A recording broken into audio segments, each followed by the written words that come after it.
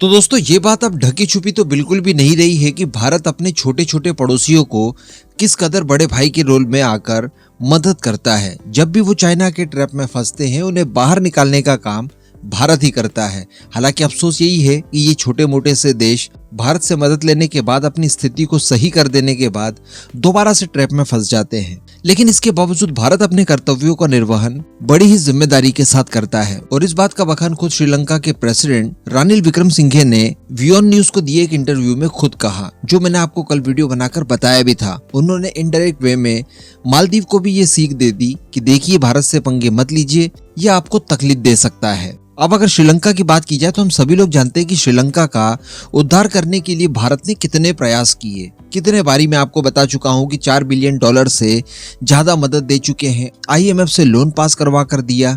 इसके बाद वर्ष 2025 से LNG की सप्लाई भी उससे शुरू कर दी जाएगी।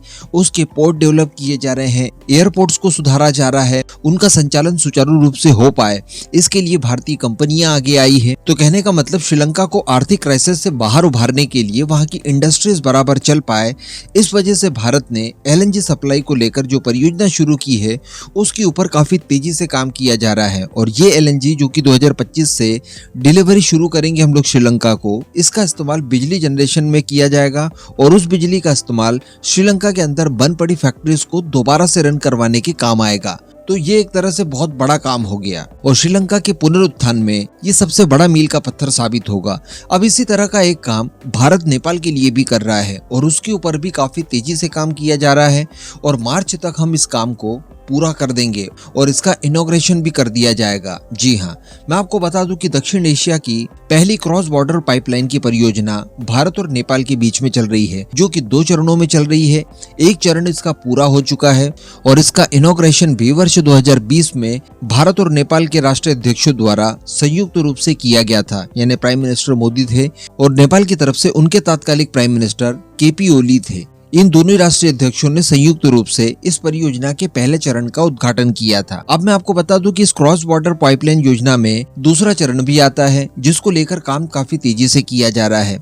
बताया जा रहा है कि ये जो दूसरे चरण की पाइपलाइन योजना है, इसके तहत भारत की तरफ से पेट्रोल की तरह ही डीजल और केरोसिन ऑयल भारत से नेपाल भेजा जाएगा और इस परियोजना का काम भी इस समय बिल्कुल अंतिम चरणों में चल रहा है। अब इसी को लेकर भारत की मीडिया हो, नेपाल की मीडिया हो, बड़े स्केल पर रिपोर्टिंग करते हुए इस बात को बता रहे हैं कि मार्च मंथ में भारत के अंदर इलेक्शन की वजह से लगने वाली आचार संहिता से पहले ही पूरा करवा दिया जाएगा फेज 2 का काम और इसका उद्घाटन भी प्राइम मिनिस्टर मोदी द्वारा कर दिया जाएगा। यानी आने वाले महीने मार्च 2024 के अंत में इस परियोजना का काम संपूर्ण रूप से समाप्त हो जाएगा, दूसरे चरण का भी। उसके बाद डीजल और केरोसिन वगैरह हम लोग पाइपलाइन के जरिए नेपाल को भेज पाएंगे। इस पाइपलाइन का मैप मैं आपको बता दूं कि बिहार के मोतीहारा से नेपाल के अमल शेषगंज तक ये पाइपलाइन डाली जा रही है और जैसा कि मैंने आपको बताया कि पेट्रोल की तरह ही डीजल और केरोसिन ऑयल इस पाइपलाइन के जरिए नेपाल को भेजा जाएगा। इस पाइपलाइन का संचालन वगैरह कर रहा है इंडियन ऑयल कॉरपोरेशन और इंडियन ऑयल कॉरपोरेशन के ही कुछ वरिष्ठ अधिकारियों की एक टीम कुछ ही समय पहले काठमांडू भी पहुंची थी, जहां पर जाकर उन्होंने इस पाइपलाइन के ऊपर चल रहे काम का संपूर्ण निरीक्षण भी किया। उस समय बताया जा रहा था कि ये काम 60% तक कंप्लीट हो चुका है और मार्च अंत तक ये 100% पूरा हो जाएगा, क्योंकि बाकी का जो 40% काम बचा है उसे अगले 2 महीनों में यानी मार्च के अंत तक पूरा कर दिया जाए।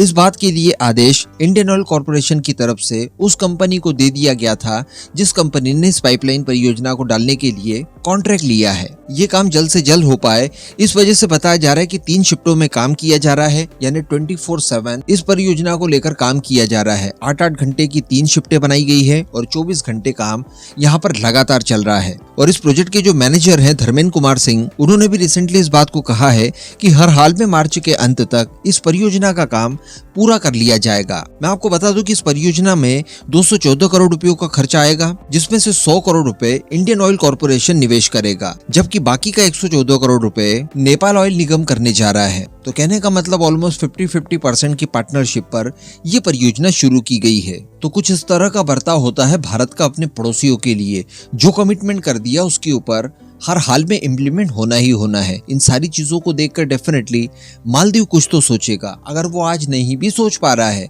क्योंकि चाइना की चकाचौंध उसे दिखाई दे रही है, लेकिन वो जिस दिन ट्रैप में फंसेगा पूरी तरह से, उस दिन उसे भारत की याद आएगी एंड भारत के चरणों में आकर उसका गिरना बिल्कुल तय दिखाई दे रहा है।